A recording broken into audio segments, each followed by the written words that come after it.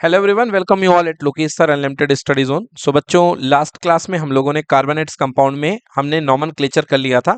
तो आइए आज की क्लास में नॉमनक्लेचर से स्टार्ट करते हैं और कुछ आईयूपीएसी रूल डिस्कस करेंगे हम लोग। आइए आपसे नाम भी पूछते हैं कि इस कंपाउंड का नाम क्या है। चलिए बताइए, सबसे पहला कंपाउंड आपके सामने है। आप बताइए इसका नाम क्या है, आपके सामने जो कंपाउंड आ रहा है। तो बच्चों, हमने इसका नाम आपसे पूछा भाई साहब, तो इसका नामकरण करने का तरीका क्या है भैया। सबसे पहले सबसे बड़ी कार्बन चेन चुन लो और इसका नंबरिंग दे दो, यहां से ये बी आर पास पड़े, क्योंकि बी आर जो है यहाँ पे क्या फंक्शनल ग्रुप। तो जहां से बच्चों फंक्शनल ग्रुप पास करे वहां का नंबर दे दो। तो 1 2 3। किसी बच्चे ने बोला सर यहां से क्यों नहीं दे दिया, दे दो बेटा, इधर से दोगे तो 1 2 और 3। अब चलिए नंबर दे दीजिए। देखिए दूसरे नंबर पे जुड़ा है ब्रोमीन, तो इसका नाम हो जाएगा 2 ब्रोमो।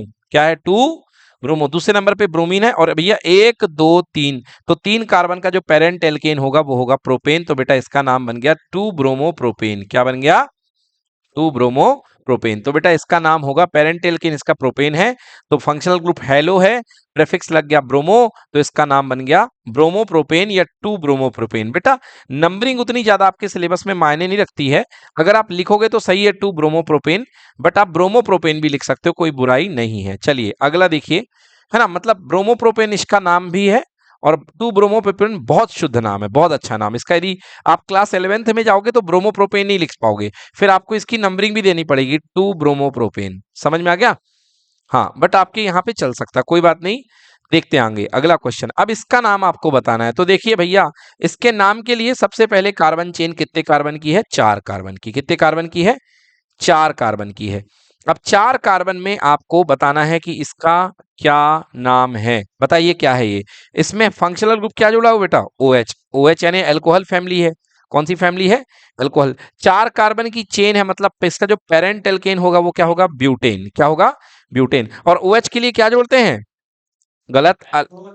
देखिए यहाँ पे एक बच्चा बोल रहा अल, बेटा अल जोड़ता है एल्डिहाइड में, और इसमें क्या जोड़ता है, ओल। क्या जोड़ता है, ओल। तो इसका नाम बोल दो भाई।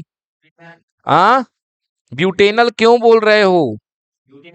हाँ, ऑल जुड़ेगा तो क्या नाम होगा, ई हटा के ऑल, ब्यूटेनॉल। अच्छा, यदि पोजीशन की बात की जाए तो ऑल किस पोजीशन में जुड़ा है, यहां से देखो 1 2 3 4, और इधर से 1 2 3 4, तो पास वाले की नंबरिंग देंगे तो इसका नाम पड़ेगा 2 ब्यूटेनॉल। क्या पड़ेगा, 2 ब्यूटेनॉल। हालांकि कोई जरूरत नहीं है ब्यूटेनॉल, आपके सिलेबस में ब्यूटेनॉल नाम बस काफी है, पोजीशन का कोई जिक्र ना करो चलेगा। चलिए अगला देखिए, इसका नाम बताइए क्या है ये। अरे भैया इक्वल टू नहीं है, डबल बॉन्ड है। हाँ चलिए बताइए क्या नाम है इसका। कितने कार्बन है, 1 2 3 4। इसका फंक्शनल ग्रुप क्या है, डबल बॉन्ड। क्या है फंक्शनल ग्रुप, डबल बॉन्ड। तो क्या हुआ ये, क्या हुआ इसका नाम। हाँ, लॉन्गेस्ट कार्बन चेन 4 की है। हाँ वेरी गुड, ईन। क्या होगा, ईन। हाँ ब्यूटीन। क्या होगा ये, ब्यूटीन। पेरेंट एल्केन इसका ब्यूटेन होगा, मगर फंक्शनल ग्रुप इसका एल्कीन है, तो क्या बन जाएगा, ब्यूटीन। करेक्ट, इसका आंसर होगा ब्यूटीन। ठीक है, चलिए अगला क्या है भैया ये बताइए। Hello hello hello, chloro chloro chloro, नाम बता दो। 1 2 3 4 5 6। पेरेंट एल्केन क्या होगा, हेक्सेन। क्या होगा, हेक्सेन। अब नाम तो बता दो, मैंने इतना बता दिया, हेक्सेन बता दिया। हम्म, क्या होगा इसका नाम। चलिए लॉन्गेस्ट कार्बन चेन 6 है, लॉन्गेस्ट कार्बन चेन क्या है, 6। पेरेंट एल्केन क्या बनेगा, हेक्सेन। अब बोलो, नाम तो बोल दो। ग्रुप कौन सा है, हेलो, यानी हेलो फैमिली का प्रेफिक्स बनेगा क्लोरो। क्या बनेगा, क्लोरो। अब नाम बोलो क्या होगा। अरे जब प्रेफिक्स है तो बनेगा क्लोरो हेक्सेन। क्या बनेगा, क्लोरो हेक्सेन। नाम मत भूलना बच्चों, ये बनेगा क्लोरो हेक्सेन। क्या बनेगा, क्लोरो हेक्सेन। चलिए अगला एग्जांपल देखते हैं। ओके, क्या आ चुका है ये। सबसे बड़ी कार्बन चेन सबसे पहले चुन लो।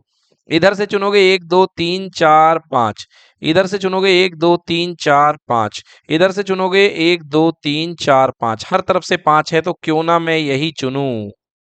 ओके चलिए, हाँ बिल्कुल सही बोला इन्होंने भैया, मेन तो पेरेंट एल्केन इसका पेंटेन है, अब 3 पोजीशन पे क्या जुड़ा हुआ है, 2 कार्बन जुड़े हुए हैं, 2 कार्बन में क्या बनता है, एथिल। क्या बनता है, एथिल। कौन सी पोजीशन पे, 1 2 3 4 5।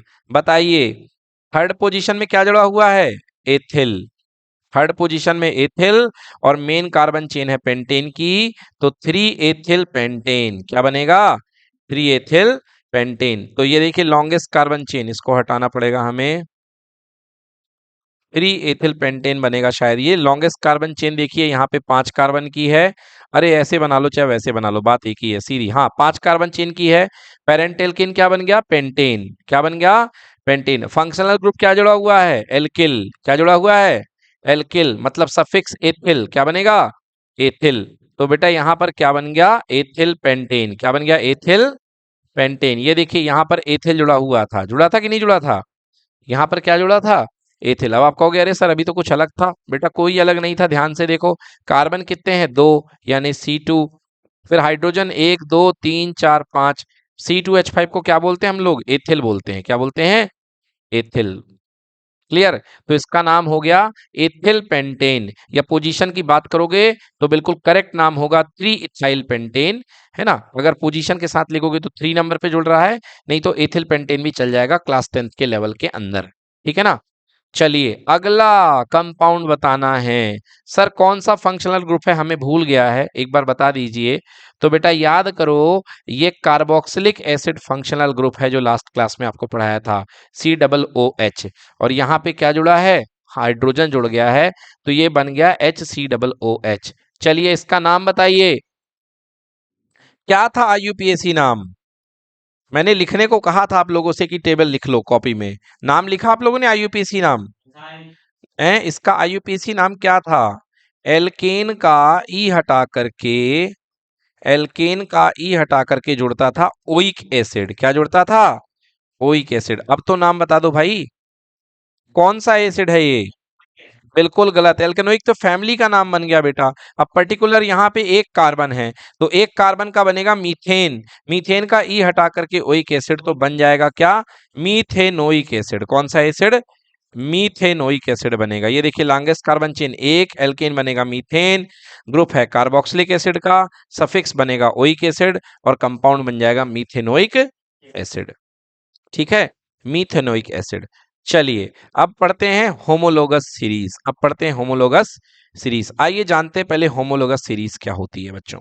अभी आपने देखी बच्चों फैमिली ऑफ एल्केन, जिसका जनरल फॉर्मूला था CnH2n+2, CnH2n+2। ठीक है ना। अच्छा पहले मैं आपको थोड़ा सा एक ऐसे एग्जांपल से समझाता हूं कि आपको समझ में आएगा। एक जनरेशन की बात करते हैं। बेटा पहले जनरेशन में जो बच्चा हुआ अपने यहाँ फैमिली में, जिसका नाम पड़ गया किट्टू शर्मा। क्या नाम पड़ गया, किट्टू शर्मा। भैया जनरेशन आगे बढ़ेगी 1 बाई 1। अब किट्टू शर्मा के बेटे का नाम पड़ गया पिट्टू शर्मा। चलो ये नाम है पिट्टू शर्मा, ठीक है ना। फिर इसके आगे का नाम हो गया भैया चिंटू शर्मा। सर आप एल्केन पढ़ा रहे थे, फिर यहाँ पे क्यों आ गए शर्मा फैमिली में, क्योंकि बेटा हम पढ़ाने वाले हैं होमोलोगस सीरीज। और होमोलोगस सीरीज का संबंध इसी प्रकार से है जैसा आपके सामने दिखाई दे रहा है। पहले जाओ बेटा होमो, फिर लोगस, फिर आ जाओ सीरीज पे, LOGOUS। Okay, homologous series. बेटा देखो यहाँ पर मीनिंग समझो बेटा होमोलोगस सीरीज का। बेटा होमो का मतलब होता है सेम, होमो का मतलब होता है सेम। लोगस का मतलब होता है फैमिली या जाति, लोगस यानी जाति, है ना। और सीरीज मतलब सीरीज जानते हैं आप, मतलब सेम जाति की सीरीज, ऐसी सीरीज जिसमें सेम जाति हो। शर्मा शर्मा शर्मा। सर ये शर्मा क्या है केमिस्ट्री में, बेटा शर्मा केमिस्ट्री में कहलाता है फंक्शनल ग्रुप। क्या कहलाता है, फंक्शनल ग्रुप। मैंने बताया था कि फंक्शनल ग्रुप से प्रॉपर्टी तय होगी। ओके, तो सर क्या फर्क आ रहा है, मतलब सर होमोलोगस सीरीज में सबके फंक्शनल ग्रुप एक ही होंगे और हर अगला कंपाउंड पिछले कंपाउंड से थोड़ा सा एडवांस होगा। सर बता सकते हो कितना एडवांस होगा, बिल्कुल बता सकते हैं बेटा, CH2 एडवांस होगा। मतलब एक कार्बन और 2 हाइड्रोजन, एक कार्बन और 2 हाइड्रोजन। बेटा एक कार्बन का मास होता है 12 यूनिट CH2 में, बेटा एक कार्बन का मास होता है 12 यूनिट और 2 हाइड्रोजन का मास होता है 2 यूनिट। तो 12 + 2 मतलब बेटा 14 यूनिट का डिफरेंस आएगा। कितने यूनिट का डिफरेंस आएगा, 14 यूनिट का। तो बेटा याद रखिएगा, होमोलोगस सीरीज में सबके जितने भी होमोलोगस सीरीज के कंपाउंड होंगे, उसी सीरीज के मेंबर होंगे, उनके सबके फंक्शनल ग्रुप सेम होंगे। जैसे शर्मा है तो शर्मा। ओके, अब आप देखिए यहाँ पे मैं एक होमोलोगस सीरीज बनाता हूँ किसकी, एल्केन की, क्योंकि ये मेरे सामने कंपाउंड लिखा है एल्केन। अब आइए मैं इसकी होमोलोगस सीरीज बनाता हूँ। देखिए पहला मेंबर n=1 के लिए बेटा बन गया CH4। क्या बनेगा, CH4, जिसको आप बोलते हैं मीथेन। बेटा n=2 के लिए मेंबर क्या बनता है युवराज, C2H6। दूसरा मेंबर जो बनता है बेटा C2H6, जिसको हम लोग क्या बोलते हैं, इथेन बोलते हैं। दूसरे मेंबर को हम क्या बोलते हैं, इथेन बोलते हैं। तीसरे मेंबर की बात करते हैं बच्चों। तीसरा मेंबर बनेगा n=3 के लिए C3H8। ये कहलाता है बेटा प्रोपेन। अब आप डिफरेंस देखो बेटा, यहां से यहां आने में कितने का फर्क आया, एक कार्बन का और दो हाइड्रोजन का। यहां से यहां आने में कितने का फर्क आया बेटा, एक कार्बन का और दो हाइड्रोजन का। अगर मैं बात करूं बेटा मास का कितना फर्क आया, तो कार्बन का मास 12 और दो हाइड्रोजन यानी 14। मतलब हर पिछले मेंबर से आप अगले मेंबर में आएंगे तो 14 का मास बढ़ जाएगा। तो दो चीजों को याद रखिएगा होमोलोगस सीरीज में, एक सबका फंक्शनल ग्रुप सेम है। देख लीजिए यहाँ पे ये भी एल्केन है, ये भी एल्केन है, ये भी एल्केन है, सबके फंक्शनल ग्रुप सेम रहेंगे। और दूसरी बात कि सबका जो मास रहेगा, हर अगला मेंबर पिछले मेंबर से CH2 एडवांस होगा, CH2 का डिफरेंस आएगा। ये जो हो गई दो इंपॉर्टेंट बातें, किससे रिलेटेड, होमोलोगस सीरीज से। आइए पढ़ते हैं। ये देखिए होमोलोगस सीरीज n=1 के लिए मीथेन। अब इसका मॉलिक्यूलर मास यदि आप निकालेंगे तो देखिए मॉलिक्यूलर मास कितना हो जाएगा, ये हमने निकाला। मॉलिक्यूलर मास टोटल जो आ गया बेटा मीथेन का 16 हो गया। क्यों, कार्बन का 12 और हाइड्रोजन का 4, तो 12 4 16 हो गया। Okay very good. अब देखिए इथेन बेटा दूसरा कंपाउंड है होमोलोगस सीरीज का, उसी फैमिली का एल्केन का। बेटा इसका मास निकाल लो, तो दो कार्बन 12 दूने 24, ओके, और 6 हाइड्रोजन यानी कि 6, 24 और 6 कितना हो गया बच्चों, 30 हो गया। कितना हो गया, 30। तो यहां पर मास कितना आ गया, 30 आ गया। अब मुझे बता सकते हो अगला देखो, सिमिलरली बेटा इसी तरीके से कार्बन का प्रोपेन का 44 और यहाँ पर 58। चलो बच्चों डिफरेंस करते हैं, मास का डिफरेंस कितना आया है बताइए बेटा। इन दोनों का मास का डिफरेंस कितना है, 14। कितना डिफरेंस दिख रहा है, 14। इन दोनों का मास का डिफरेंस कितना आया है, 14। और अगले इन दोनों का मास का डिफरेंस कितना आया, 14। एवरी टाइम डिफरेंस जो आएगा 14 आएगा। क्यों आएगा, क्योंकि मैंने बताया था कि हर बार इसमें होमोलोगस सीरीज में CH2 का डिफरेंस आता है, एक कार्बन यानी कि 12 और दो हाइड्रोजन यानी कि 2, यानी कि 14 यूनिट का चेंज आएगा। So this is called homologous series. Okay, तो डेफिनेशन क्या है, consecutive members even difference by bond CH2 group in that is methylene group. Let's take an another example of methane and ethane. ये देखो भैया अगले group को देख लो, यहाँ पर मीथेन को देख लो और इथेन को देख लो। इसमें भी कितने का डिफरेंस आया, 14 का ही ग्रुप डिफरेंस आया। मतलब CH2 ग्रुप का, CH2 का जो है डिफरेंस आ गया यहाँ पे, क्योंकि C2H6 देखिए C2H6 है और यहाँ पे क्या है CH4। आप डिफरेंस देखो, एक कार्बन का डिफरेंस है और दो हाइड्रोजन का डिफरेंस है। सो this is called homologous series. आइए बात करते हैं एल्कोहल की होमोलोगस सीरीज के बारे में। Okay, A group of organic compound having functional group OH, general representation of the alcohol आपको मैंने बताया था क्या होता है, ROH। अब इसका जनरल फॉर्मूला क्या होता है, सबसे पहले आप क्या करोगे बेटा, R बनाओगे तो ऑल यू नो R होता है CnH2n+1 और एक वैलेंसी खाली होती है बेटा, तो उससे क्या जुड़ जाएगा, OH। देखो बेटा तुम नहीं सीखोगे ना, तुम्हारी बला है, क्योंकि मैं स्पीड में सिलेबस खत्म करा रहा हूं। अगर तुम ध्यान नहीं दे रहे हो, बाद में तुम परेशान होगे और कुछ नहीं हो सकता। सिलेबस अभी चल रहा है, सीख लोगे तो अच्छे से सीख लोगे। बाद में मैं इतनी गहराई से मैं और कोई नहीं बताएगा। टीचर एक बार सिलेबस अच्छे से खत्म कराता है, उस समय पूरी बात डिस्कस होती है। फिर उसके बाद में प्रॉब्लम डिस्कस करूंगा, कंसेप्ट डिस्कस नहीं कर पाऊंगा।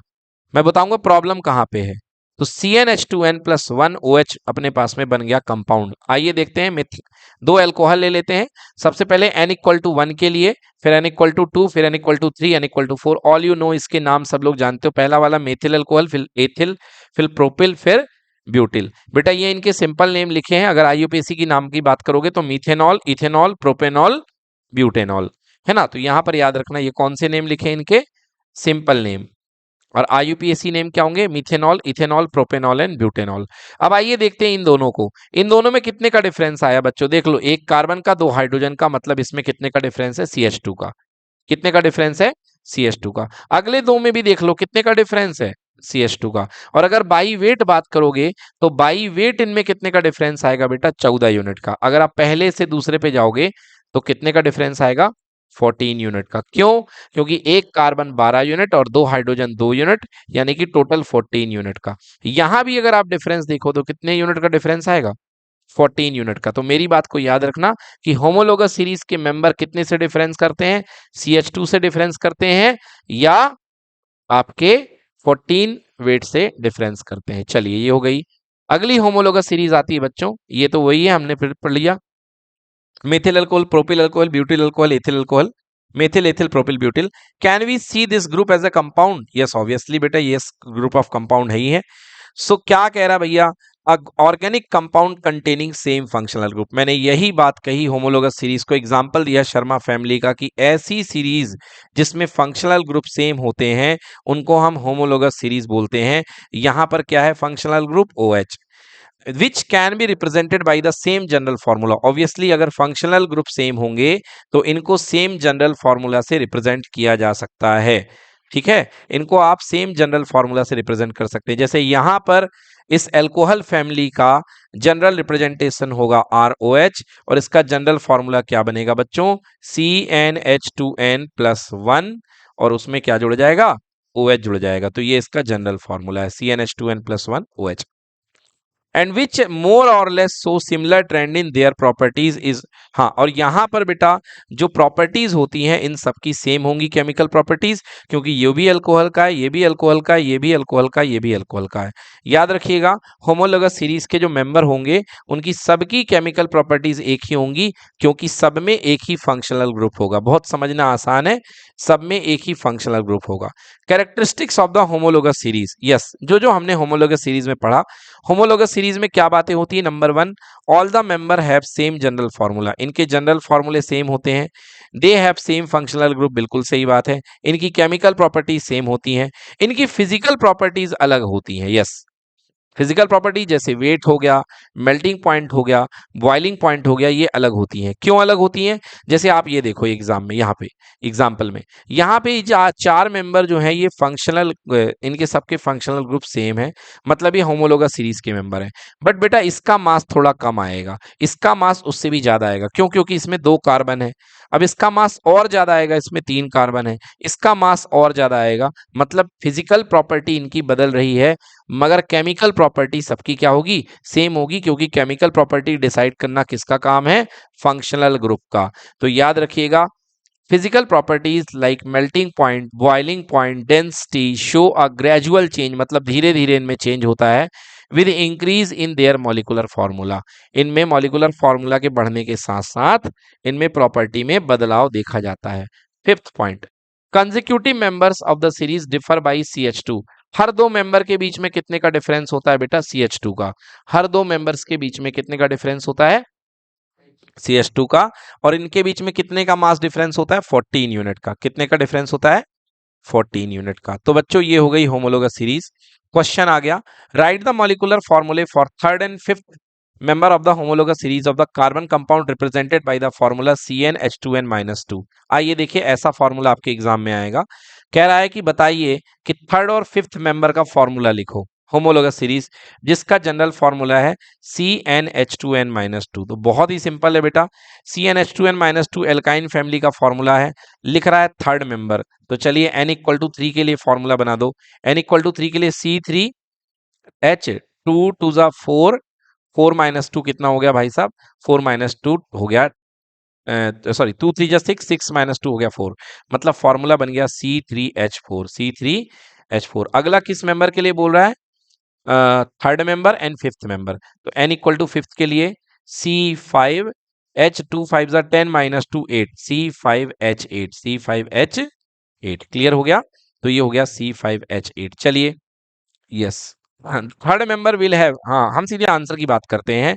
ओके, एक मिनट भाई साहब, ये आप क्या कह रहे हो? The third member will be butyne. ओहो, एक बहुत ही छोटी सी गलती हो गई बच्चों, बहुत ही खतरनाक वाली गलती हो गई है। देखिए ये फॉर्मूला लिखा है इथाइन का, और थर्ड मेंबर इस फैमिली का, देखो इसका फर्स्ट मेंबर तो एग्जिस्ट ही नहीं करता है बच्चों। इसका फर्स्ट मेंबर जो होता है एक कार्बन के लिए एग्जिस्ट नहीं करेगा, तो n = 2 जो कहलाएगा वो इसका फर्स्ट मेंबर कहलाएगा। आप समझ रहे हैं मैं क्या कहना चाह रहा हूं? ये जो n = 2 है, यहां पर ये फर्स्ट मेंबर कहलाएगा। क्यों कहलाएगा? ये देखिए ये फैमिली एल्काइन है, और एल्काइन की शुरुआत n = 1 से नहीं होती है, क्योंकि एक कार्बन में ट्रिपल बॉन्ड नहीं बन पाएगा। एल्काइन फैमिली की शुरुआत होती है n = 2 से। तो ये है इसका पहला रोल नंबर। n = 3 इसका दूसरा रोल नंबर है। n = 4 इसका तीसरा रोल नंबर है। तो ये जो हमसे कह रहा था कि थर्ड मेंबर, तो इसका बेटा थर्ड मेंबर n = 3 नहीं होगा, इसका थर्ड मेंबर क्या होगा? 4 होगा, क्योंकि भैया ये तो बना ही नहीं है, इस दुनिया में ही नहीं आया। तो इसका थर्ड मेंबर n = 4 होगा। तो बेटा इसका जो कार्बन 4 वाला जो मेंबर होगा वो इसका थर्ड कंपोनेंट होगा, ब्यूटाइन। और कार्बन 6 वाला जो होगा वो इसका क्या होगा? फिफ्थ मेंबर होगा। समझ में आया युवराज की नहीं आया? हाँ, क्योंकि एल्काइन के मामले में जो काउंटिंग शुरुआत होती है वो n = 1 से नहीं होती बच्चों, वो कहां से शुरू होती है? n = 2 से। n = 2 से। बोलो क्लियर हुआ? यस। चलिए अगला question, which of the following belong to same homologous series, इसमें से कौन से कंपाउंड है जो सेम होमोलोगस सीरीज से आते हैं? तो भैया देखो, ये मेरे को लग रहा है CnH2n का मामला है, क्योंकि इतने को देख करके जस्ट डबल है, 3 का डबल 6, 4 का डबल 8, और ये तो हट जाओ भाई, तुम यहाँ पे कोई जरूरत नहीं तुम्हारी, है ना? और हाँ, तो बेटा ये जो दो हैं, ये किस फैमिली के हैं बेटा? CnH2n, मतलब ये एल्कीन फैमिली के हैं। किसके हैं ये? एल्कीन फैमिली के हैं। और अगले C3H8, मतलब हाँ, C3H8 और C4H6, नहीं नहीं नहीं बेटा, ये देखो ये किसी फैमिली से नहीं है। तो करेक्ट आंसर होगा, देखो बेटा यहाँ पे C3H6 और C4H8 जो हैं ये एल्कीन फैमिली के हैं, जिनका जनरल फॉर्मूला है CnH2n+2। क्लियर? बस यही दोनों हमको सेम सीरीज के दिख रहे हैं। अगली बात कर लो आप किसकी? C3H6 और C4H8। हाँ, ये तो हो गया, एल्कीन की तो बात हो गई। अब देखो ये जो C4H6 है बेटा, C4H6, ये क्या है बेटा? ये देखो ये फॉर्मूला लग रहा है CnH2n-2, मतलब ये एल्काइन फैमिली का है। किस फैमिली का है? एल्काइन फैमिली का। और ये किस फैमिली का दिख रहा है बेटा? ये एल्केन फैमिली का है। किसका है ये? एल्केन। क्योंकि C3 है और H8 है, मतलब दो गुने से भी दो ज्यादा हाइड्रोजन, तो ये एल्केन फैमिली का है। तो इसमें जो आंसर बनेगा केवल क्या होगा हमारा? आंसर इसमें केवल हमारा होगा जो हमने कहा फर्स्ट टाइम में, कि आपका आंसर यहाँ पे बनेंगे ये दो कंपाउंड जो होमोलोगस सीरीज को फॉलो कर रहे हैं। ना ये होमोलोगस सीरीज को फॉलो कर रहा है, ना ये कर रहा है, ये दोनों होमोलोगस सीरीज को फॉलो कर रहे हैं। आप देख सकते हो इनमें डिफरेंस कितने का है? एक कार्बन का है और दो हाइड्रोजन का है। मैंने बताया भी वेदांत की इनमें CH2 का डिफरेंस हुआ करता है, जो होमोलोगस सीरीज होती है उनमें CH2 का डिफरेंस हुआ करता है। चलिए, तो बच्चों अब हमारे पास यहाँ पर नेमिंग खत्म हो जाती है। अब हम आते हैं अपने अगले पड़ाव पे, जो आपको हमेशा से परेशान करता रहा है, सर रिएक्शन याद नहीं होती है। बेटा याद करना पड़ेगा, ध्यान में रखना पड़ेगा, कोई दूसरा तरीका नहीं है। अब आती हैं कार्बन की रिएक्शंस, मतलब अब आपको कॉपी में रिएक्शन लिखनी पड़ेंगी। तो सबसे पहली रिएक्शन है बेटा कंबशन, यानी कि जलाना। ठीक है ना? कंबशन, ऑल यू नो बेटा कि जो कंबशन रिएक्शन होती है वो एक प्रकार का ऑक्सीडेशन है, मतलब आप उसमें ऑक्सीजन के साथ लड़ाई कराते हैं किसी भी चीज की। फिलहाल हम लोग कार्बन की लड़ाई करा रहे हैं। तो जो पहली इसकी रिएक्शन बनेगी बेटा C+O2 will give you CO2। Clear हो गया? प्लस बेटा आपको यहाँ पे मिलेगी light and energy, light and energy. बेटा आप इसको कॉम्बिनेशन रिएक्शन कह सकते हैं, बट याद रखिए ये कॉम्बिनेशन नहीं पढ़ रहे, हम कंबशन पढ़ रहे हैं। आप लोग कंफ्यूज मत होना फर्स्ट चैप्टर से कि सर फर्स्ट चैप्टर में बेटा हमने कॉम्बिनेशन पढ़ी थी, और किस्मत से ये कॉम्बिनेशन भी है, क्योंकि दो मिलकर के एक बना रहे हैं। तो आप कॉम्बिनेशन में इसका एग्जाम्पल लिख सकते हैं, बट बेटा हमारा मोटिव यहाँ पे कंबशन रिएक्शन को पढ़ना है। ठीक है ना? तो आइए देखते हैं सबसे पहले chemical properties of combustion. Chemical properties में कार्बन कंपाउंड की जो पहली केमिकल प्रॉपर्टी है बच्चों, कंबशन है। तो क्या है? अगर प्योर कार्बन को जलाओगे बच्चों, एक चीज मैं बताना भूल गया, अगर आप प्योर कार्बन को जलाओगे तो आपको CO2 मिलेगी। क्या मिलेगी? बट कार्बन का कंपाउंड जो हमने इस चैप्टर में पढ़ा मेरे बच्चों, जिसका नाम था हाइड्रोकार्बन। क्या था? हाइड्रोकार्बन। बेटा अगर आप हाइड्रोकार्बन को बर्न करोगे, जलाओगे, तो बेटा आपको दो चीजें मिलेंगी। बोलो, CO2 मिलेगी और आपको वाटर मिलेगा, H2O, CO2 एंड H2O। और साथ में हीट और एनर्जी का मिलना तो पक्का है ही। हीट भी मिलेगी और energy, heat energy and light मिलेगी, है ना। तो कोई बात नहीं, मेनली आपको याद रखना है कि अगर आप प्योर कार्बन को बर्न करोगे तो CO2 मिल जाएगी, बट यदि आप हाइड्रोकार्बन को बर्न करोगे तो CO2 के साथ क्या मिलेगा आपको? H2O भी मिलेगा। ठीक है, चलिए थ्योरी सेक्शन पे आते हैं। थ्योरी सेक्शन पे है बेटा combustion. Most carbon compound also release large amount of heat and light on burning.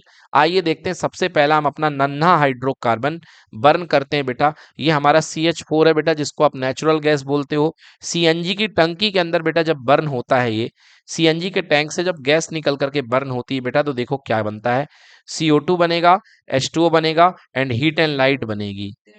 बिल्कुल बेटा, वाटर निकलता वेपर की फॉर्म में। आपको वाटर आपने नहीं निकलते देखा? बिल्कुल आप फील कर सकते हो बेटा। घर में जाना, एक बेटा मोमबत्ती लेना और मोमबत्ती को हल्का सा जला करके अपने हाथ को थोड़ा सा ऊपर रखना आप, है ना। तो आप देखना यहाँ से CO2 निकलेगी। CO2 के धुएं के कारण आपका हाथ काला हो जाएगा, बट देखना बेटा उसी प्लेस पर आपको मॉइस्चर बहुत ज्यादा दिखाई देगा, एक अलग ही मॉइस्चर फील होगा। वो क्यों फील होगा बेटा? क्योंकि मोमबत्ती एक हाइड्रोकार्बन से बनती है। और जब मोमबत्ती बेटा बर्न होती है ना, तो साथ साथ में बेटा वाटर वेपर भी निकलता है, आपको H2O निकलता दिखाई देता है। यस। ब- हम्म CH4 मीथेन है। हाँ, जो CNG मीथेन से कंप्रेस नेचुरल गैस होता है, मीथेन ही होता है। हाँ, तवे में। हाँ, तो रोटी बनाने में ब्यूटेन होती है, बिल्कुल। तो वाटर वेपर निकलती है ना, आप फील कर सकते हैं हाथ को ऊपर रख करके, बिल्कुल निकलती है सब। हाँ, चलिए, वो आपको दिखेगी नहीं बट निकलेगी बेटा। चलिए, हाँ, रिएक्शन को बैलेंस कर दो बच्चों इस तरीके से। बैलेंस रिएक्शन पे ध्यान दीजिए। इस तरीके से यहाँ पे आपने रिएक्शन बैलेंस करा दी है। CH4 प्लस 2O2 बन जाएगा CO2 प्लस 2H2O। बच्चों आपको एग्जाम में बैलेंस केमिकल रिएक्शन लिखने को आएगी। आई होप आपसे बैलेंसिंग बनती है, कोई प्रॉब्लम आपको नहीं होनी चाहिए। अगली रिएक्शन देखिए बच्चों, अगली रिएक्शन में भाई साहब अगला कार्बनिक कंपाउंड ले रहे हैं आप, एल्कोहल। और एल्कोहल का आप जला रहे हैं बेटा, ये एथिल अल्कोहल है। देखो इसका कंपाउंड का फॉर्मूला C2H5 है, क्योंकि कार्बन 2 है और हाइड्रोजन 5 है। C2H5OH, जिसको लिख दिया हमने एक्सपेंड करके CH3CH2OH। बेटा ये एथिल अल्कोहल है, मतलब बड़ी इंटरेस्टिंग रिएक्शन है बेटा। आप सोच रहे होंगे कि शराब को पानी में डालेंगे तो क्या हो जाएगा। ये बेटा वही है, एथिल अल्कोहल यानी कि शराब। और इस पानी में नहीं बेटा, ऑक्सीजन में, मतलब बर्न करोगे, आग में डालोगे तो क्या होगा। तो बेटा देखो यहाँ पे वही रिएक्शन होगी।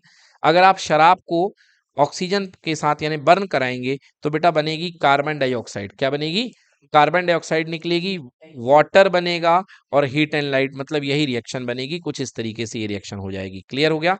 ये इसका हो गया। चलो ठीक है, अब बच्चों बात करते हैं हम दो प्रकार की फ्लेम की। अब हम दो प्रकार की फ्लेम की बात करते हैं। मैंने कहा आपसे कि आपको दो चीजों को जलाना है। एक आपको मीथेन को जलाना है और एक आपको, मतलब कहने का मतलब, आपको एक एल्केन को जलाना है और दूसरा आपको एल्कीन को जलाना है। तो बताइए किसकी बर्निंग जबरदस्त होगी। देखिए एल्केन जो होते हैं वो सैचुरेटेड हाइड्रोकार्बन होते हैं। क्या होते हैं बेटा? Saturated hydrocarbon. तो एल्केन की जो बेटा आपकी जो फ्लेम निकलती है वो क्लियर ब्लू फ्लेम निकलती है। कैसी निकलती है? Clear blue flame. यस बेटा, जो आप गैस आपके घर में ब्यूटेन आता है ना बेटा, ये नीले कलर के साथ जलता है। किसके साथ बेटा? नीले कलर के साथ। बढ़िया नीले कलर से ब्यूटेन, मतलब बेटा सबसे मस्त बर्निंग हो रही होती है। ब्यूटेन आपका बहुत बढ़िया जल रहा होता है। बट बेटा अगर आप मोमबत्ती को जलाएंगे तो मोमबत्ती की फ्लेम जो होती है बेटा वो नीली नहीं होती, पीली होती है। कैसी होती है? पीली। तो पीली इसलिए होती है बेटा क्योंकि मोमबत्ती का जो हाइड्रोकार्बन होता है वो अनसैचुरेट होता है, मतलब डबल बॉन्ड वाला या ट्रिपल बॉन्ड वाला। डबल बॉन्ड वाला या ट्रिपल बॉन्ड। तो जितने भी फ्यूल बेटा आपको पीले जलते दिखाई दे, समझ जाओ बेटा वो अनसैचुरेटेड फ्यूल है, अनसैचुरेटेड हाइड्रोकार्बन है। और जितने भी फ्यूल बेटा नीले जलते दिखाई दे, इसका मतलब वो क्या है? सैचुरेटेड। समझ में आ गया? हाँ, तो सैचुरेटेड क्या है बेटा? एल्केन है। अच्छा, दोनों को आप मिक्स करोगे तो कभी नीला दिखाई देगा, कभी पीला दिखाई देगा, दोनों दिखाई देगा। मिक्स यदि, हाँ, मिक्स, मिक्स कलर आपको मिलेगा। ठीक है ना। अब देखो बेटा एक बात सुनो, अब एक बात सुनो। अब आप कह रहे हो कि सर हमारे घर में ब्यूटेन है, हमारे घर में ब्यूटेन है, इसके बाद भी हमारे घर का गैस चूल्हा जो है सर पीले कलर से जल रहा है, इसका कारण क्या है? बेटा अगर आपके घर का गैस चूल्हा ब्यूटेन होने के बाद LPG, obviously butane butane LPG होती है, तो एलपीजी में ब्यूटेन ही होता है। अगर आपके घर का गैस चूल्हा पीले कलर से जल रहा है, मतलब बेटा इसका कारण है आपके यहाँ हो रहा है इनकम्प्लीट कंबशन। क्या हो रहा है? इनकम्प्लीट कंबशन, मतलब ऑक्सीजन की सफिशिएंट सप्लाई नहीं है। और ऑक्सीजन की सफिशिएंट सप्लाई नहीं होगी, इसका मतलब गैस का जो बर्नर है वो जाम हो चुका है। क्या हो चुका है? जाम। जब आप चाय वगैरह बनाते हैं तो चाय वगैरह छनक करके गिर जाती है गैस के बर्नर के ऊपर, और उसके जो होल्स होते हैं जो ऑक्सीजन के लिए बनाए जाते हैं बेटा, वो जाम हो जाते हैं। तो वो जाम होने के कारण आपको प्रॉपरली ऑक्सीजन नहीं मिलेगी, प्रॉपरली ऑक्सीजन नहीं मिलेगी। ठीक है ना? तो इसको नोट करिए, ये दो रिएक्शन को।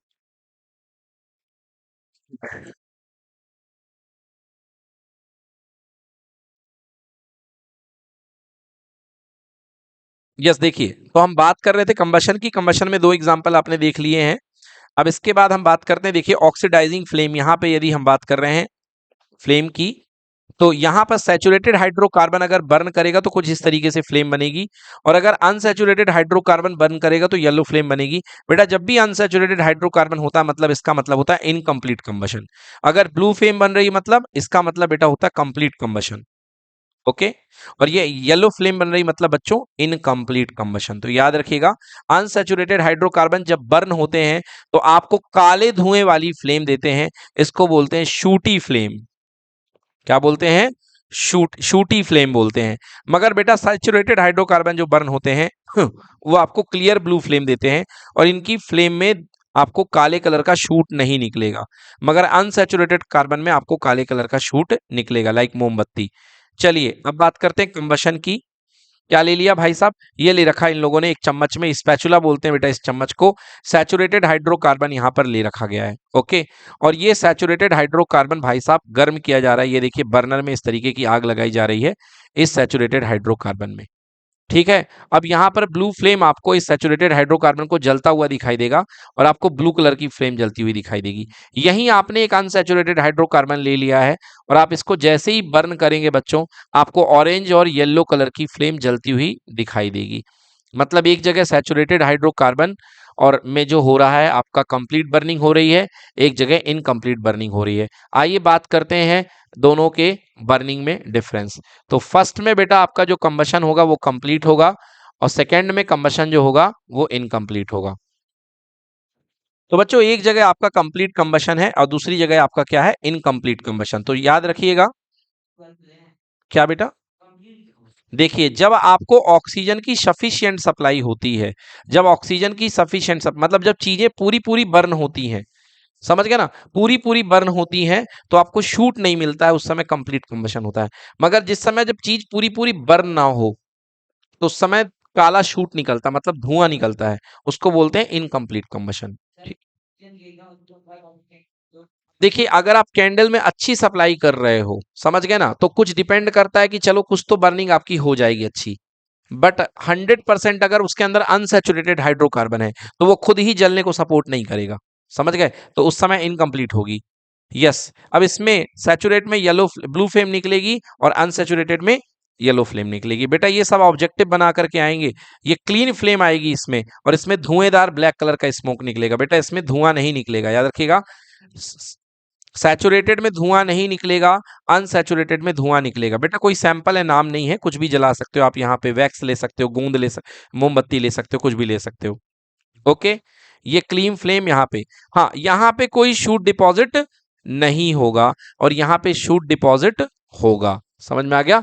जब आप मोमबत्ती को जलाते हैं तो आपने देखा होगा बगल से मोमबत्ती पिघलती जाती है, और ब्लैक कलर का हल्का हल्का शूट भी कई बार आपने देखा होगा बहता हुआ दिखाई दिया होगा, ब्लैक कलर का। तो मोमबत्ती का ओरिजिनल कलर व्हाइट तो रहता है, बट वो ब्लैक हो जाती है। So that is because of black colour का शूट। तो यहाँ पे शूटी डिपॉजिट आपको मिलेगा। बेटा काले कलर का जो डिपॉजिट होता है ना उसको शूटी डिपॉजिट बोलते हैं।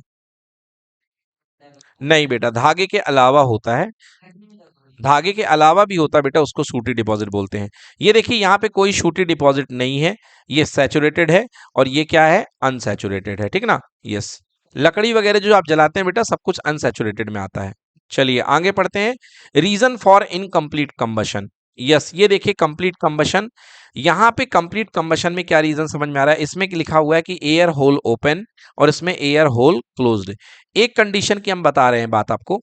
As we go on the reducing the amount of air going on the burner, the gas in the burner start burning with a sooty flame.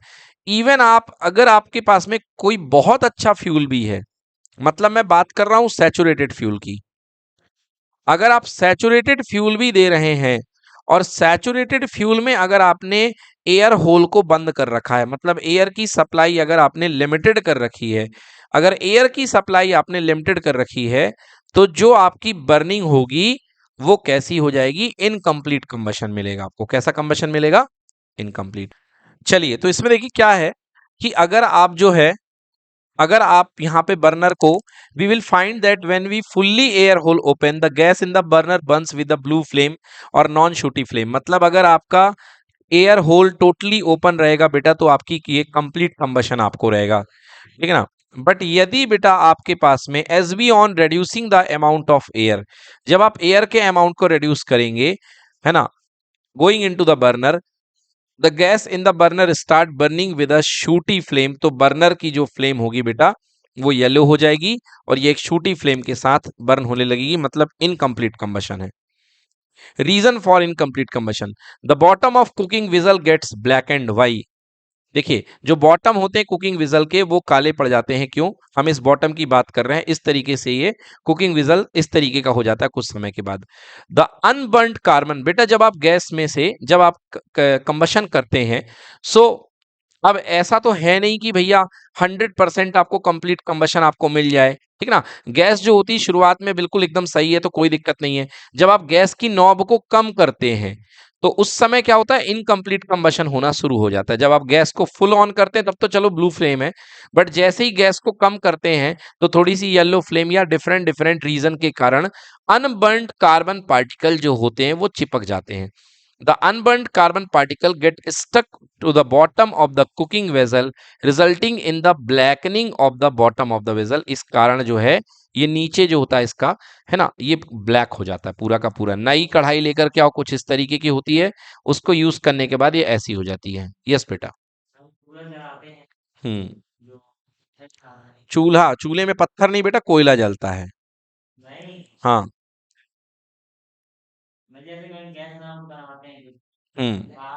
हाँ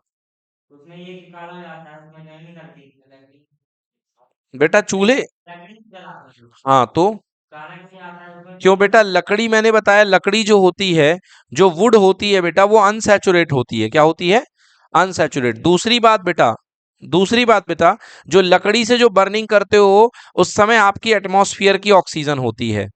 क्या होती है, एटमॉस्फेयर की। अनसैचुरेटेड फ्यूल को अच्छे से जलने के लिए बेटा आपको बहुत तगड़े ऑक्सीजन की जरूरत है, बहुत हाई प्रेशर ऑक्सीजन की। इसीलिए बेटा जब गैस वेल्डिंग होती है, जब वेल्डिंग की जाती है, तो उस समय बेटा एसिटिलीन का सिलेंडर जो कि अनसैचुरेटेड है उसको बर्न किया जाता है। साथ ही साथ में बेटा उसको हाई प्रेशर ऑक्सीजन के साथ फ्यूल करके भेजा जाता है। समझ में आ गया, हाई प्रेशर ऑक्सीजन के साथ, तब वो उसकी बेटा ब्लू फ्लेम बनती है, क्योंकि अनसैचुरेटेड है। और यहां तो लकड़ी तो अनसैचुरेटेड है ही है, और ऑक्सीजन इतना ज्यादा प्रेशर नहीं मार पाएगी एटमॉस्फेयर की कि वो बर्न हो जाए बढ़िया। समझ गए, तो इसलिए बहुत कलर ब्लैक हो जाता है। यस, ये कारण है। चलिए, अब कार्बन एंड कंपाउंड में reason for flame formation of coal, why do substance burn without a flame, with और without a flame, have you ever observed either coal और वुड फायर। ये देखिए बेटा, ये आपको कोयले की आग है।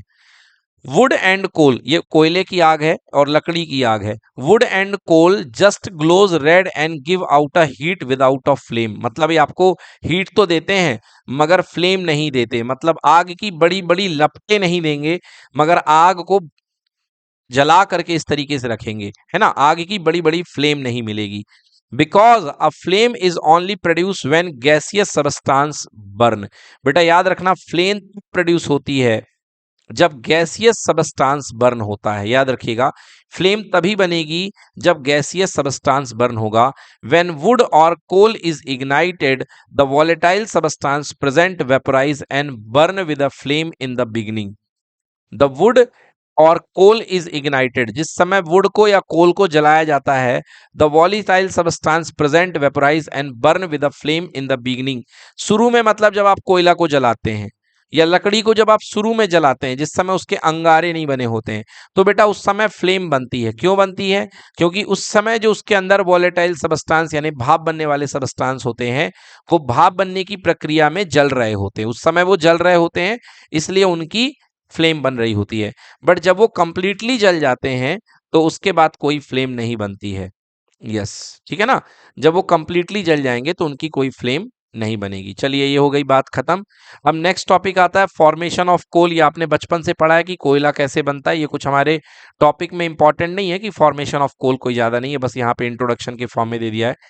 Tree and other plant that grew in a swampy areas, दलदली, स्वैम्पी मतलब दलदली area, 300 to 400 millions year ago died, वो मर गए। फिर उसके बाद that the remains got buried in the swampy soil, इसके बाद वो क्या हो गए, वो जमीन के अंदर दब गए हाई प्रेशर और टेम्परेचर की वजह से। Over time these remains were covered with a layer of sediment like mud and sand. बहुत दिनों तक बेटा ये इस तरीके की कवरिंग से, ये देखो ये कवरिंग से दबे रहे, और दबे रहने के बाद बीच में बेटा ये जो आपको कोयले की लेयर दिख रही है यहाँ पे, okay. In low oxygen conditions the buried plant material formed a dark brown material called पीट। इसके बाद यहाँ पे एक डार्क ब्राउन मटेरियल बन गया peat. Gradually more and more sedimented got deposit over peat, peat was compress between the layer of sediment and formed lignite. Peat बना, फिर लिग्नाइट बना। Further compression resulted in the formation of the bituminous coal. मतलब सालों तक इनके ऊपर pressure पड़ता रहा, तो प्रेशर पड़ने के बाद पहले पीट बना, गंदी क्वालिटी का कोयला, फिर उससे और अच्छा बना जिसको बोलते हैं लिग्नाइट।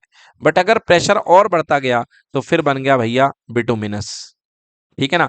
तो ये आपको ये जो लेयर दिख रही है बेटा, ये कोयले की पूरी बिटुमिनस की लेयर आपको दिखाई दे रही है यहाँ पे।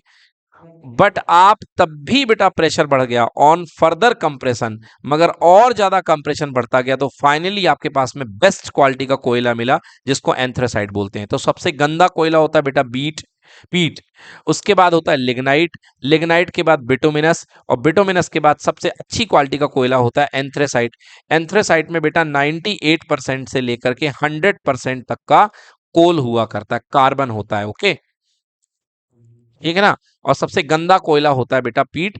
यस, तो ये हो गई बेटा इंट्रोडक्शन था, ये कुछ काम का नहीं था बेटा। ये पता नहीं है कि पीट में कितना कार्बन होता है, मगर सबसे कम होता है, आई थिंक 20 से 30% कुछ होता होगा, देख लेना आप, गूगल पे सर्च कर लेना, ये आपको पूछा नहीं जाएगा।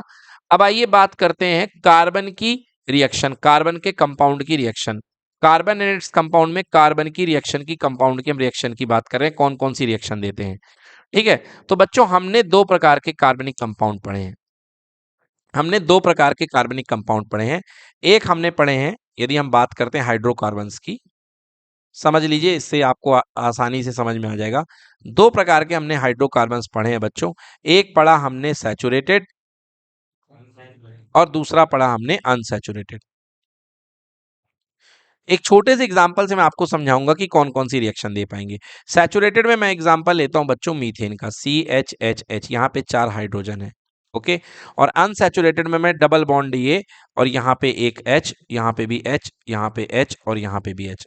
बेटा हमने यहाँ पे मीथेन का एग्जाम्पल लिया है और हमने यहाँ पे इथीन का एग्जाम्पल लिया है। अब देखिए इस हाइड्रोकार्बन में क्या पॉसिबल है। इस हाइड्रोकार्बन में बेटा ये पॉसिबल है कि हाइड्रोजन इस जगह को छोड़ के चला जाए और बाहर से कोई आ करके जुड़ जाए, है ना, जैसे कि Cl। तो Cl जुड़ जाएगा तो ये बन जाएगा CH3Cl। तो बेटा एक बाहर गया और एक अंदर आया, इसको बोलते हैं सब्स्टिट्यूशन रिएक्शन। क्या बोलते हैं? Substitution reaction. समझ में आ गया? मतलब एक गया, एक खिलाड़ी बाहर गया और उसकी जगह दूसरा अंदर आ गया, इसको बोलते हैं सब्स्टिट्यूशन रिएक्शन। तो मैं ये पूछना चाहता हूं कि बच्चों सैचुरेटेड हाइड्रोकार्बन कौन सी रिएक्शन देते हैं? तो आपका जवाब होना चाहिए sir, saturated hydrocarbon substitution reaction देते हैं। बोलो क्लियर कि नॉट क्लियर? मगर अनसैचुरेटेड हाइड्रोकार्बन इस बॉन्ड को ब्रेक करते हैं और अपने 2 इलेक्ट्रॉन यहां पे ला करके कह देते हैं कि भैया आ जाओ, कोई मिक्स हो जाओ।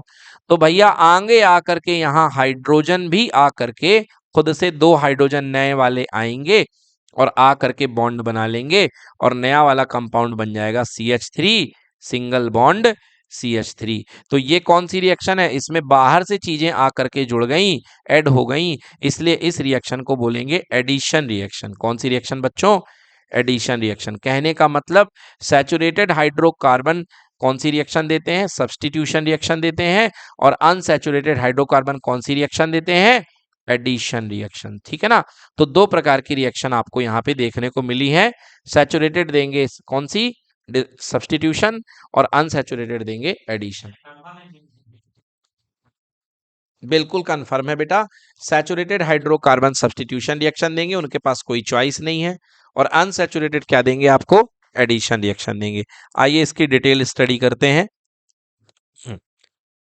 Yes, saturated hydrocarbon and unsaturated hydrocarbon. देखिए एग्जांपल के लिए सैचुरेटेड हाइड्रोकार्बन में आपके पास एक सिंगल बॉन्डेड हाइड्रोकार्बन इथेन ले लिया आपने। अब यहाँ पे इथेन है और आपने कहा कि भैया हम इसकी रिएक्शन करा रहे हैं HCl के साथ। तो ये देखो Cl आया Cl2 के साथ बेटा, क्लोरीन के साथ। तो दो क्लोरीन थे, दो क्लोरीन को देख करके बेटा ये हाइड्रोजन वाला कंपाउंड कहेगा, बहुत दिन हो गए यार इथेन के साथ हाइड्रोजन जुड़े हुए, क्योंकि हाइड्रोजन के पास दो, एक इलेक्ट्रॉन उसका एक इलेक्ट्रॉन इसका, क्लोरीन भी एक इलेक्ट्रॉन क्लोरीन का एक इलेक्ट्रॉन क्लोरीन का। तो कहेंगे क्यों ना, हाइड्रोजन कहेंगे क्यों ना अपना इलेक्ट्रॉन लेकर के क्लोरीन के साथ चले जाएं। ये देखिए दोनों के इलेक्ट्रॉन्स आपको दिखाई दे रहे हैं। ये कहेंगे कि देखो हम बॉन्ड में हैं, क्यों ना हम इलेक्ट्रॉन छोड़ करके आपस में मिल जाएं, छोड़े कार्बन का तल्ला। समझ गए ना। तो ये देखो भैया ये यहाँ आ गया हाइड्रोजन के साथ, क्लोरीन यहाँ आ गया, और यहाँ पर कार्बन क्लोरीन के साथ बना लिया, और वहां HCl भी अपनी जिंदगी में मस्त हो गया। समझ में आ गया। तो इस तरीके से देखा HCl बन गया, और ये बन गया अपने पास में क्या बन गया, क्लोरोइथेन। क्या बोलता है, तो मोनोक्लोरो, मोनो मतलब एक, मोनो मतलब एक, तो इसलिए मोनोक्लोरो या क्लोरोइथेन बोलोगे तो भी चलेगा, और इस तरीके से ये कंपाउंड बन गया। मगर अनसैचुरेटेड कार्बन, इथीन के पास क्या चॉइस है, देखो भैया इथीन के साथ जब आप रिएक्शन कराओगे क्लोरीन की, तो ये देखो क्लोरीन के पास दो इलेक्ट्रॉन है, टक टक, ये दोनों इलेक्ट्रॉन आपको दिखाई दे रहे हैं, और यहां पर देखो भैया दो इलेक्ट्रॉन इसके पास कार्बन के हैं जो डबल बॉन्ड बना रहे थे। इन्होंने कहा चलो यार एक बॉन्ड तोड़ते हैं और परिवार बढ़ाया जाए, है ना। तो दोनों इलेक्ट्रॉनों ने अपने आप को शो कर दिया, यहां से क्लोरीन से दोनों इलेक्ट्रॉन आ गए, दोनों यहां पे अटैच हो गए और अपना बना लिया, और ये बन गया डाइक्लोरोइथेन। क्या बन गया बच्चों, डाइक्लोरोइथेन। तो यहां देखा आपने कौन सी रिएक्शन देखने को मिली, सब्स्टिट्यूशन, और यहां पर आपको कौन सी देखने को मिली, एडिशन। कहने का मतलब सैचुरेटेड हाइड्रोकार्बन कौन सी रिएक्शन देंगे, सब्स्टिट्यूशन, और अनसैचुरेटेड कौन सी देंगे, एडिशन। बोलो क्लियर कि नॉट क्लियर। आ जाओ भाई एक बार और हमला हो जाए। बेटा ये क्या कंपाउंड है, बोलो इथाइन, ट्रिपल बॉन्ड। क्या है बेटा, इथाइन। पहले क्लोरीन का हमला हुआ, दो क्लोरीन आए, बोलो बॉन्ड टूटेगा कि नहीं टूटेगा, क्लोरीन जुड़ेगी कि नहीं जुड़ेगी, कितनी क्लोरीन, दो, एक इधर एक इधर, बोलो जुड़ गई कि नहीं जुड़ जाएगी।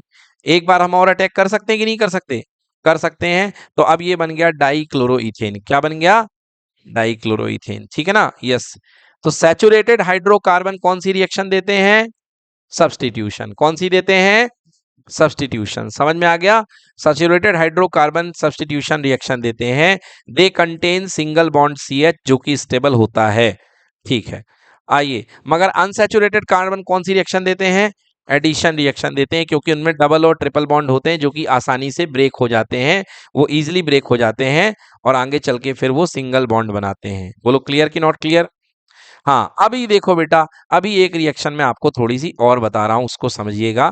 ये मेरे पास में बेटा एक कंपाउंड है, अभी मैंने आपको दिखाई भी थी ये reaction, CH2 double bond CH2। बोलो क्लियर कि नॉट क्लियर। क्या है बेटा, ये अनसैचुरेटेड है कि नहीं है, ये अनसैचुरेटेड हाइड्रोकार्बन है। कैसा हाइड्रोकार्बन है, अनसैचुरेटेड। बेटा मैंने इसके ऊपर रिएक्शन करा दी H2 की, ये देखो ये H2 है, दो हाइड्रोजन है यहाँ पे बच्चों, समझ गए, दो हाइड्रोजन है। क्या होगा, यहाँ पर ये दो हाइड्रोजन दो इलेक्ट्रॉन वाले हैं, और यहाँ पे दूसरा डबल बॉन्ड जो है बेटा, यहाँ पे भी दो दो इलेक्ट्रॉन है। इन्होंने कहा यार एक काम करो, चलो इस अनसैचुरेटेड में ये दो बॉन्ड अपन ब्रेक कर लेते हैं। फिर क्या होना था, फिर यहाँ पे कार्बन का हाइड्रोजन एक तो था ही, दूसरा ये था, सिंगल बॉन्ड ये था और ये था, और दूसरे इनके टिमटिमा रहे थे ये दोनों इलेक्ट्रॉन, और आ करके भैया इन दोनों ने इसके साथ शेयरिंग कर ली और कंपाउंड बना लिया। और यहाँ पर ये दूसरा हाइड्रोजन अपना लेकर के आया, ये दूसरा हाइड्रोजन लेकर के आया, और ये बन गए। ओ माय गॉड, ये क्या हो गया भाई साहब, ये देखिए ये CH3 है और ये भी CH3 है, मतलब अनसैचुरेटेड को कन्वर्ट कर दिया सैचुरेटेड में। किस में कन्वर्ट कर दिया, सैचुरेटेड में। तो अनसैचुरेटेड से सैचुरेटेड का ये कन्वर्जन आपने देखा हाइड्रोजन के जुड़ने से हुआ। इस प्रोसेस को बोलते हैं बच्चों, बोलो हाइड्रोजनेशन। क्या बोलते हैं? हाइड्रोजनेशन बोलते हैं, मतलब addition of hydrogen, addition of hydrogen. और हाइड्रोजनेशन प्रोसेस से आप एक अनसैचुरेटेड हाइड्रोकार्बन को सैचुरेटेड हाइड्रोकार्बन में बदल सकते हो। बोलो समझ में आ गया? अनसैचुरेटेड को सैचुरेटेड में बदल सकते हो, ठीक है ना। याद रखना बच्चों, इस रिएक्शन को करने के लिए आपको कैटलिस्ट की जरूरत होती है। वो कैटलिस्ट इस रिएक्शन के लिए स्पेस प्रोवाइड करते हैं। तो यहां पर आप तो या तो निकल ले सकते हो, है ना, या कैडमियम ले सकते हो, है ना। कैटलिस्ट मतलब बेटा जो रिएक्शन को एक्साइट करते हैं, जो रिएक्शन को एक्साइट यानी कि रिएक्शन को तेज करते हैं, उसको हम कैटलिस्ट बोलते हैं, ठीक है ना। So those are called catalyst. हाँ बच्चों, तो देखिए अगली रिएक्शन की ओर बढ़ते हैं। देखिए बच्चों, अनसैचुरेटेड हाइड्रोकार्बन मैंने आपको बताना है एडिशन रिएक्शन। तो देखिए एडिशन रिएक्शन में मैंने क्या बताना है। एडिशन रिएक्शन में अपने पास में अनसैचुरेटेड हाइड्रोकार्बन है। अनसैचुरेटेड हाइड्रोकार्बन में अगर आप कैटलिस्ट की प्रेजेंस में H2 से रिएक्शन करा दोगे, मतलब हाइड्रोजनेशन करा दोगे बच्चों, तो ये कन्वर्ट हो जाएगा सैचुरेटेड में। मतलब एल्कीन या एल्काइन जो होंगे, चाहे एल्काइन होगा या एल्कीन होगा, ये किस में बदल जाएंगे बच्चों? एल्केन में। किसमें बदल जाएंगे? एल्केन में। आइए देखते हैं कैसे बदलते हैं। ये देखो बेटा, ये क्या है अपने पास में? इथाइन है। क्या है अपने पास में? इथाइन है। और ये अपने इथाइन है, निकल कैटलिस्ट लेकर के बेटा इसका हाइड्रोजनेशन कराया। बोलो एक बॉन्ड टूटेंगे कि दो बॉन्ड टूटेंगे? अरे यार एक बॉन्ड टूटेगा। कितने बॉन्ड टूटेंगे? एक बॉन्ड। ये देखो दो बॉन्ड कैसे टूट जाएगा बेटा? एक दो ही तो हाइड्रोजन है। तो एक बॉन्ड टूट गया तो एक इलेक्ट्रॉन ये फ्री हो गया, एक इलेक्ट्रॉन ये फ्री हो गया। और इलेक्ट्रॉन जैसे ही फ्री हुआ तो इससे आके एक हाइड्रोजन जुड़ गया और इससे आके दूसरा हाइड्रोजन जुड़ गया। तो पहले क्या था बेटा? इथाइन था, ट्रिपल बॉन्ड वाला। अब डबल बॉन्ड वाला बन गया, मतलब ये क्या बन गया? इथीन बन गया। क्या बन गया बच्चों? इथीन। बताइए हम एक बार और हाइड्रोजनेशन करवा सकते कि नहीं करा सकते? बताइए, एक बार हम और हाइड्रोजनेशन करा सकते कि नहीं करा सकते? अरे बिल्कुल करा सकते हैं भाई, क्योंकि ये बॉन्ड भी तो ब्रेक हो सकता है ना, क्योंकि डबल बॉन्ड तो है अभी। तो डबल बॉन्ड सिंगल बॉन्ड में बिल्कुल ब्रेक होने की दम रखता है। तो आइए एक बार और हाइड्रोजनेशन कराते हैं। इस बार फिर से हम रिएक्शन कराते हैं हाइड्रोजन के साथ। तो देखिए क्या हो जाएगा, यहाँ के जो दो इलेक्ट्रॉन्स हैं ये फ्री हो जाएंगे और ये टूट करके क्या बना लेंगे? हाइड्रोजन के साथ अटैच हो जाएंगे। फाइनली क्या था? इथाइन। इथाइन से बना इथीन और इथीन से क्या बन गया बच्चों? इथेन बन गया। मतलब था अनसैचुरेटेड आपके पास में और कन्वर्ट किस में कर दिया? सैचुरेटेड में। किस में कन्वर्ट कर दिया? सैचुरेटेड में। इस रिएक्शन को बोलते हैं बच्चों हम हाइड्रोजनेशन। क्या बोलते हैं? Hydrogenation. The addition of hydrogen to an unsaturated hydrocarbon to obtain a saturated hydrocarbon is called hydrogenation. समझ में आ गया? अनसैचुरेटेड हाइड्रोकार्बन को सैचुरेटेड कार्बन में बदलने की प्रोसेस को क्या बोलते हैं बच्चों? हाइड्रोजनेशन बोलते हैं। The process of hydrogenation has an important industrial application. It is used to prepare vegetable ghee from a vegetable oil. बच्चों जो vegetable घी होता है उसको vegetable घी बनाने के लिए prepare vegetable ghee from a vegetable oil. तो vegetable oil से vegetable घी जो बनाने के लिए इस्तेमाल होता है, हम हाइड्रोजनेशन कार्बन का इस्तेमाल करते हैं। देखो कैसे कन्वर्ट होता है। यहाँ ये देखिए, ये आपके पास में वेजिटेबल ऑयल है, इसमें डबल बॉन्ड है। क्या है ये? Double bond. बेटा इसको हम लोग बोलते हैं अनसैचुरेटेड फैट। इसमें बोलते हैं अनसैचुरेटेड फैट। मतलब बेटा ये लिक्विड स्टेट में है। मतलब बेटा ये सिंपल सिंपल बात की जाए तो ये तेल है। क्या है बेटा? ये तेल। हाँ। अब आपने है यहाँ पे रिएक्शन कराई H2 की, तो क्या हो जाएगा बेटा? ये बॉन्ड ब्रेक हो जाएगा और एक हाइड्रोजन ऊपर और एक हाइड्रोजन नीचे। तो ये बेटा पहले क्या था? अनसैचुरेटेड, और अब क्या हो चुका है? सैचुरेटेड। बेटा ये बन चुका है वेजिटेबल घी, जिसको आप लोग बोलते हो डालडा। क्या बोलते हो? डालडा। वनस्पति जो होता है उसको बोलते हैं। बेटा ये सैचुरेटेड फैट है और ये सॉलिड स्टेट में होता है। क्लियर? ये सैचुरेटेड फैट है और ये सॉलिड स्टेट में होता है। नेक्स्ट, अब बात करते हैं सब्स्टिट्यूशन रिएक्शन की। तो सब्स्टिट्यूशन रिएक्शन कौन देता है बेटा? सैचुरेटेड हाइड्रोकार्बन देते हैं। Saturated hydrocarbon undergo substitution reaction in the presence of sunlight. बस ये रिएक्शन देखिए सनलाइट की प्रेजेंस में कैसी होती है बच्चों। ये देखो, ये रिएक्शन तो इसने कुछ इस तरीके से लिख दी, खतरनाक तरीके से, कि आपको समझ में आना मुश्किल है। आइए मैं दिखाता हूं। देखिए ये मीथेन ले लो बेटा, CH4, 4 कार्बन, 1 2 3 4, और लड़ाई इसकी करानी है किसकी, Cl2 के साथ, मतलब बेटा Cl बॉन्ड Cl। ये देखो बेटा यहाँ पे क्लोरीन जो है 2 इलेक्ट्रॉन से जुड़ी हुई है। अब जैसे ही बेटा क्लोरीन आएगी और आप सनलाइट में इसकी रिएक्शन कराएंगे, यूवी लाइट में, तो क्या हो जाएगा बेटा, ये क्लोरीन जाकर के हाइड्रोजन को रिप्लेस कर देगी, भगा दिया जाएगा, और ये बन जाएगा CH3Cl। मतलब इस तरीके से हाइड्रोजन हाइड्रोजन हाइड्रोजन, और यहाँ पे कौन जुड़ जाएगा, Cl। अब बेटा एक हाइड्रोजन खाली हो गया, एक क्लोरीन खाली हो गया, तो बोलो क्या बन के निकल गया, HCl। क्या बन गया, HCl। बोलो समझ में आया कि नहीं आया। तो ये जो रिएक्शन है इसमें क्लोरीन क्या कर रही है, हाइड्रोजन को डिस्प्लेस कर रही है, रिप्लेस कर रही है, तो इसको बोलते हैं सब्स्टिट्यूशन रिएक्शन। बोलो क्लियर की not clear. So this reaction is called substitution reaction. चलिए तो अब देखते हैं आगे सब्स्टिट्यूशन रिएक्शन के किस तरीके से। यस, ये देखिए मीथेन था, अभी जैसा मैंने बताया 2 क्लोरीन थे, एक क्लोरीन जाकर के क्या करेगी, एक हाइड्रोजन को सब्स्टिट्यूट कर देगी और CH3Cl और बन जाएगा क्या, हाइड्रोक्लोरिक एसिड। ये क्या बन जाएगा बेटा, मिथाइल क्लोराइड, या इसी का IUPAC नाम होता है क्लोरोमीथेन। अभी मैंने पढ़ाया था आज, इसका नाम होता है क्लोरोमीथेन, ठीक है ना। और HCl अलग हो गया। यस, आगे देखो बेटा, एक और आगे रिएक्शन करा रहा हूं तो 2 बार सब्स्टिट्यूशन होगा बच्चों, एक बार और हाइड्रोजन निकल जाएगा और 2 क्लोरीन आकर के अटैच हो जाएंगे और इसको बोलेंगे डाइक्लोरोमीथेन। क्या बोलेंगे, ट्राइक्लोरोमीथेन। फिर से HCl निकल गया। अगर आप और आगे रिएक्शन कराओगे तो ट्राइक्लोरोमीथेन भी बनेगा, फिर और आगे रिएक्शन कराओगे तो टेट्राक्लोरोमीथेन, यानी कि 4 बार क्लोरीन जुड़ जाएंगे, ठीक है ना। ये देखिए भाई साहब, 2 के बाद तीसरी बार रिएक्शन कराया तो एक और क्लोरीन आकर के ऐड हो गया और ये बन गया ट्राइक्लोरोमीथेन, ठीक है भाई साहब, ये बन गया ट्राइक्लोरोमीथेन, HCl अलग हो गया।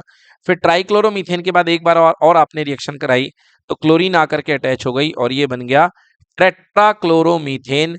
इसी को बोलते हैं कार्बन टेट्राक्लोराइड, इसका सिंपल नाम है कार्बन टेट्राक्लोराइड। और बच्चों यही गैस है जो कि आग बुझाने के लिए, रोकने के लिए इस्तेमाल किया जाता है। इसको टेट्राक्लोरोमीथेन या इसी गैस को बोलते हैं फायरीन। कौन सी गैस है बच्चों, ये फायरीन। ये आग बुझाने, आग को रोकने के लिए इसका इस्तेमाल किया जाता है। चलिए तो यहां तक आज क्लियर करते हैं। नेक्स्ट क्लास में बच्चों हम लोग पढ़ेंगे अगले कंपाउंड एथेनॉल एंड एसिड।